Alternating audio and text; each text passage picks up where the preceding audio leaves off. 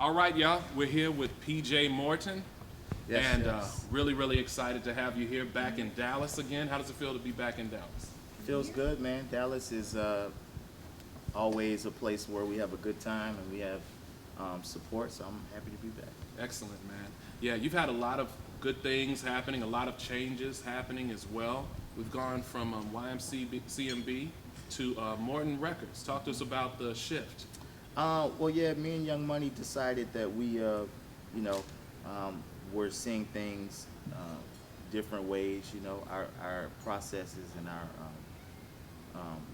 the way we wanted to do things was just a little different. So,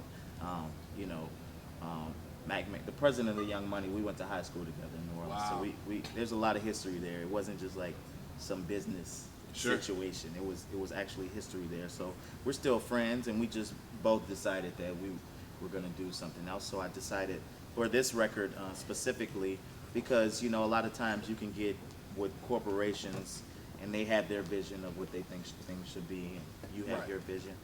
So for this live thing, I just really knew very clearly what I wanted to do, and I didn't want anything to get in the way of that. So I did it through my own vehicle, Morton Records, and we'll see where that goes. Well, I'm knowing that it's going to go very, very far, and you brought together the Crusade. Yes, sir. Now, to my understanding, it's friends, it's people that you've known for a long time. It's a combination of these incredible musicians. How did you bring together the Crusade? Talk to us about it. Yeah, a lot of them.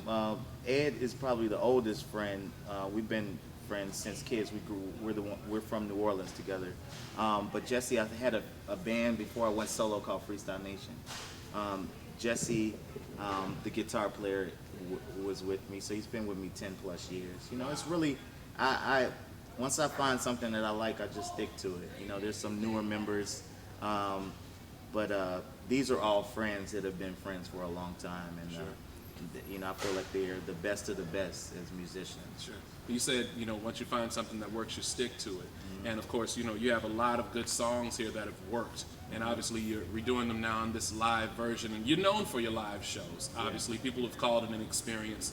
Why did you decide to put that experience on the CD right here, as opposed to just, continuing to tour, which you're doing as well? Right. Well.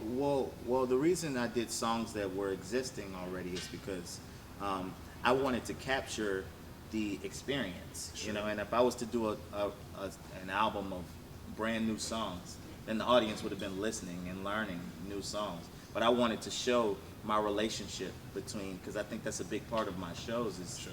the audience is as much a part of it as we are on stage. So that's why I did that. And I kept trying to work on a new studio album, and every time I tried to start, this vision kept coming to me, because I had done a live record before, never done a live concert film before, never captured it visually. So people have never been able to see it unless it's YouTube. And I know a lot of my fans became fans because of YouTube, Sure. But I wanted to give them a visual that I felt confident about, that I really got my vision and showed, and hopefully I accomplished that. It makes you feel like you're actually at the show, Right. like the way we shot it. Nobody was on tripods, it was all freehand, and everybody was moving. It's very human and very organic, That had to mean something to have to manage, though. From this large band to being an artist, being a singer, performing at the same time, and having this. How are you Yeah. able to manage so many The different good thing things? I'm a workaholic, man, because Yeah. it gives me something to do. That's No, it is a lot to manage, and I also have amazing people around me who help me. I have the vision, and then I throw it out to the people who help me. Tanya James has been with me for like 12, 13 years now. Wow. And she's my right hand. So, once I have it, then she helps me to get these things, get these ducks in a row. But I love it, man. It's what I love to do, so it makes it a little easier. Awesome. Before I go any further, I know we have a couple of people that are here to see you. Want to make sure if they have any questions that they're able to ask them as well. Do we have any questions anyone has in the audience right She now? already asked her question. Oh, they got you. They got you behind the scenes Yeah, with I'm the sorry. questions, huh? She didn't save them. I'm asking for everybody else. So, No. what instruments do you play? How many do you play? Well, I only claim to play keyboards, but I've been known to pick up a guitar in the studio and a bass guitar, and I actually started on drums, but I don't think I'm a very good drummer anymore. I lost it. I lost it somewhere along the way. Well, if you don't own it, yeah, you're mostly playing keys. Yeah, no, it's gone. I let the drummers play drums. And you have worked with everybody from Tweet to Lil Wayne to Stevie Wonder. Of course, your father, the magnanimous Bishop Paul S. Morton. Magnanimous. Absolutely. Phenomenal That's a man of word. God as well. Is there anybody left? You're with Maroon 5 right now. Yeah. Is there anyone else that you still have left on your list to play with? Well, I will say Stevie was my dream. That was my dream come true. It literally, I didn't have anybody above Stevie Sure. on my list. So when that happened, I was a little freaked out, to be honest with you, because I'm like, okay, you know, what do I shoot for now? I got Stevie. Like, that's that's all I wanted. Absolutely. But you know, I think now for me, it's just being able to get to, like, whomever, as a producer, you know, sometimes you hear a specific person on a specific song. So now, you know, I'll let the music choose, you know, collaborations. And if somebody fits, then I'll try to reach out to them and see if it happens. But I don't necessarily have a list now. I mean, I think Kanye West is a genius. I think, you know, I'd like to work with him in some form. Sure. I think Pharrell is amazing, and I think we could collaborate on something. But, you know, whatever I just want to make incredible music, and I don't, you know, it's not tied to any other person at this point. I think you definitely do that. If we can get back to this PJ Morton and the Crusade live show killer, if you guys don't have this, you need to either pick it up tonight, pick it up right now. You can order it digitally, get it now. Because this is an amazing CD. You have not just people that you've worked with living, but of course the influence of others is all up and through this. I remember you took it to the funk at one point, brought some James Brown in there. Absolutely. Man, where do you get all of these different influences and the inspiration to be able to merge them like you do? How are you able to merge them so successfully? Because I'm telling you, I mean, it goes from funk to soul to R&B to gospel to, I mean, it's all over the place, but it works. How is that? Yeah, I mean, I think it works because that is genuinely who I am. You know,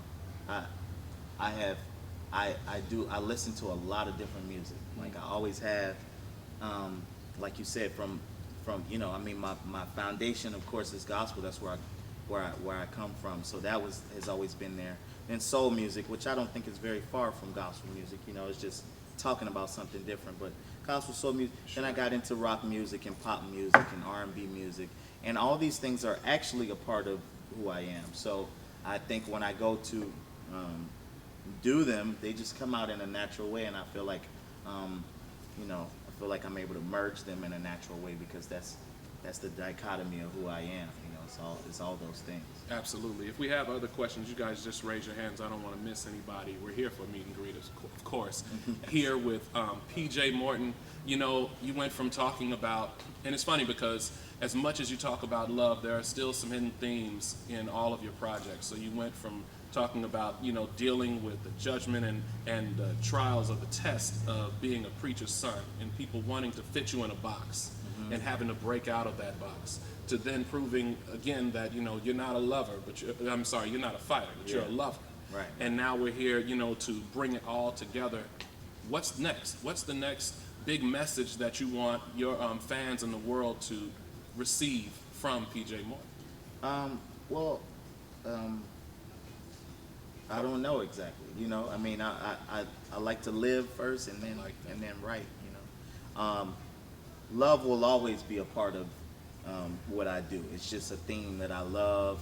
It's so interesting. There's so many things to love. You know, there's the beginning. There's the comfort of it. There's the arguments. There's the good, the bad, the ugly of love. So I don't think love as a theme ever gets old. It's always a different way you can talk about it. You know, I think I want to. It's always a thin line between becoming you know, preachy or corny when you start to talk, because, you know, I am now in an era right now where we're dealing with a lot of issues as far as black people are concerned. Absolutely. And black lives mattering, you know. Sure. And I do want to lend my voice to that, and I do want to write about that, but I want to write about it in a natural way. And without coming off a certain way. I just want it to feel good. Feel as good as what's going on feels. You know, it's Yeah, like that's he exactly could be what I was talking about thinking. anything, Yeah. but he's talking about something that's Right. that's real, but it's still jamming. You know, so I don't want to, I don't want to go after the message so bad that I lose the music and lose the, I want it to feel good. So Certainly. I imagine that that'll be a part of the next thing I'll talk about because it's so prevalent right now. So I don't know. We'll see. We'll see. I'm very early on a new studio album right now. Wow. So, hopefully next summer we'll have some new music out. Right. And we'll see what I Awesome. decided to talk about. Awesome. But right now we are enjoying this new live album that we want to make sure everybody is getting. And if you don't have it, go get it because it's amazing. Could you talk to us just a little bit about the people that you had on this album? I see you did one. I heard you did one with Molly Music. You brought back Tweet for Love You More. Yes. Thank you. Yes. Yes. You're welcome. For that. Yeah. Absolutely. Yeah. Yeah. Talk to us a little bit more about Yeah, we'll Love You More. Of course, the Tweet was on the original, and we had never done it live. I think, Essence Fest, I think one time she was able to come on stage and we did it. But I just think that is such a fan favorite, and it's been around for a little while that I just wanted to bring that specific voice back. When I started to think about Heavy live and how we flipped it on the second verse, Molly immediately came into, like I said, as a producer, sometimes you specifically hear certain people. And I wanted to flip it. Of course, Adam Levine was on the original. Right. But when I thought about it live, I felt a much more soulful and flipped it. It's almost like soulful trap music on the second verse. You know what I'm saying? And so he did what he does. I think Molly as a live performer is one of the greats right now. He's one of the greats. That's the only two collaborations on the album. But I think it was tasteful. Yeah, absolutely. Do you find yourself at peace and happy with what you put out to this point and everything that you've done? I do, man. I can sleep at night. It's funny that you asked that because I often deal with, even being a part of a really successful band, with Maroon 5. And, sometimes I think about my path versus that path, because I hit a lot of my bucket list things with Maroon. I wanted to perform on the Grammys. I performed on the Grammys, I wanted to play SNL. I played SNL. A lot of times I thought about, well, maybe let me just go and do a different formula, in order to get a hit on the radio or but I have become at peace with being who I am exactly, and understanding that that's my purpose, and whoever I'm supposed to touch and whoever I'm supposed to talk to, that's who my music reaches. Now, we don't ever stop trying to reach more people. Sure. But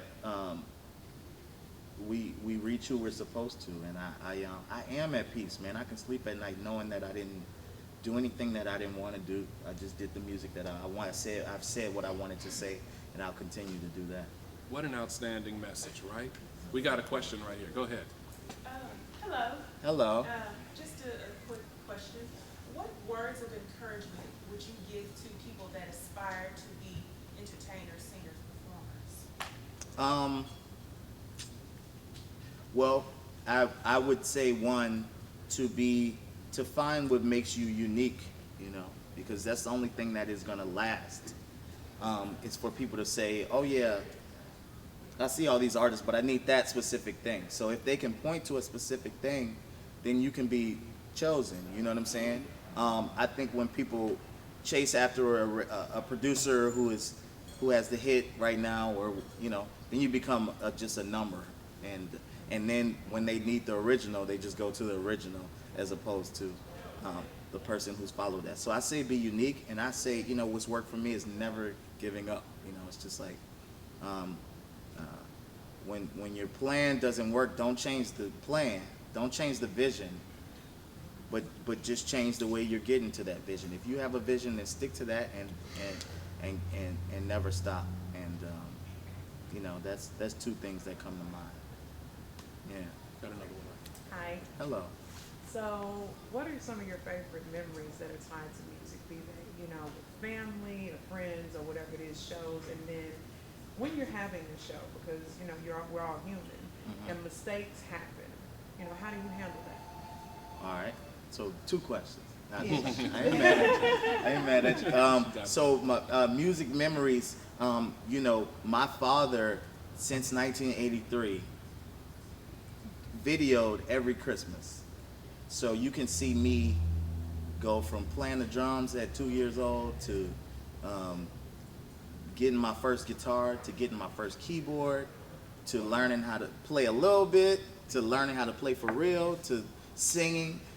So a lot of my music memories are tied to Christmas because all our family would come from everywhere. My dad's from Canada, so my family would come from Canada. He's from Windsor, so it's close to Detroit, so our family would come from Detroit and Atlanta. So a lot of those memories are tied to that. And the fact that I can actually see myself grow from year to year, from 2 to whenever. I was even doing on Motown 25 when I was a little kid. You could see me dancing like Michael Jackson. Nice. There's that. I'm gonna pull some of that. I don't know if tomorrow I'm on gonna the show. Yeah, I don't know if I'm gonna show you those, but I got those. I got those We love moves to on. see that though. Look. And as far as mistakes, I welcome mistakes. I mean, I love imperfections. It's like we don't. That's what this is all about: being human and like messing up and seeing how you fix that.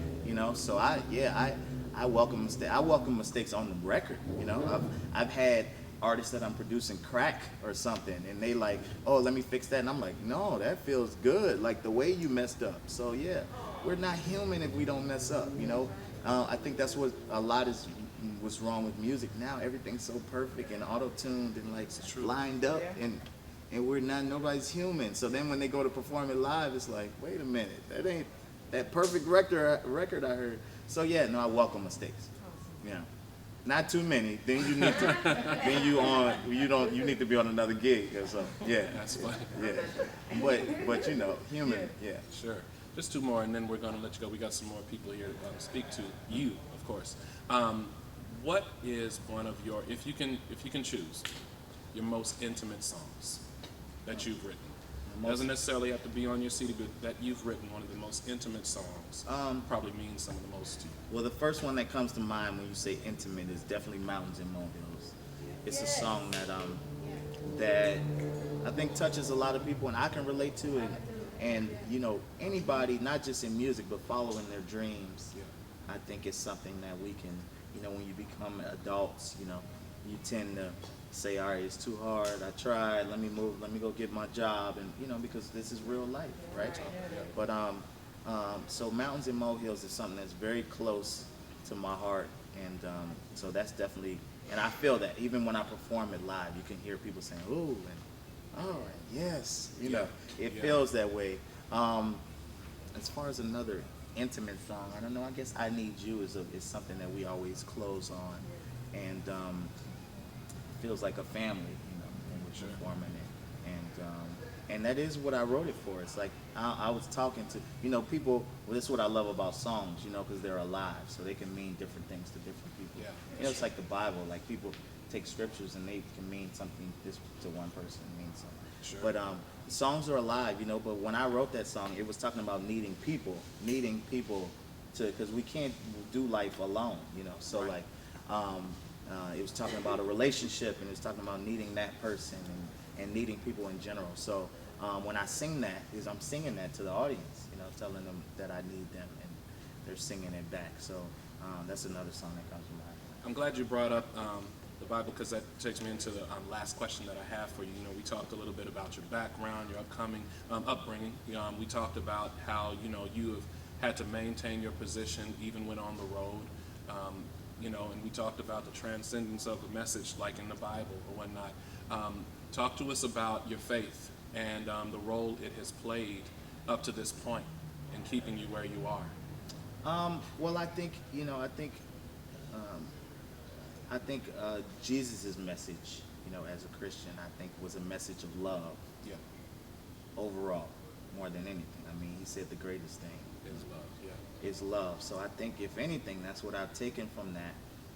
And I think, And what I've learned growing up is that I think the church itself, you know, because sometimes I have to separate those two, because sometimes the church doesn't reflect, you know, the message Sure. and who Jesus was. Sometimes the church has have their own rules and say, oh, this is how we do things, and like taking it, and it becomes a culture more than it does what we're supposed to believe. And I think sometimes the church itself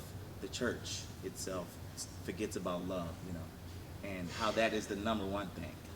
Right. It's like before you judging and before you like, are you trying to understand and love, you know? Absolutely. So I'd say that I've taken that more than anything, and that has allowed me to, you know, see amazing things in my life, and I'll try to maintain that, being an example of that love, you know. But I get that from my upbringing for sure. And on another note too, like seeing my father speak in front of thousands of people and sing in front of thousands of people and see people react to that, and you know, I think that is why you know, we used to call it like juke joint church or something. But my shows in the club feel like church sometimes, because it's a give and take of that.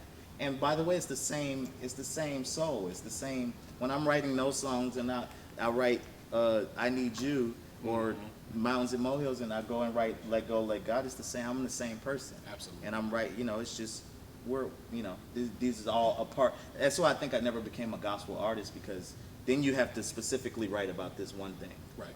And then it boxes you into that. But I can be whatever artist, and I can write about God if I want to. I can write about love if I want to. It doesn't limit me. So I always felt like I would be limited as a gospel artist.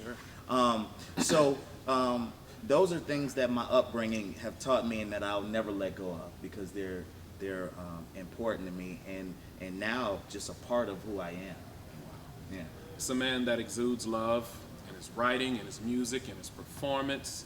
Powerful artist. Again, I believe now is a Grammy Award, Dove Award, and Stellar Award winner. Yes, This sir. brother is incredible. Can we please give it up again for PJ Morton?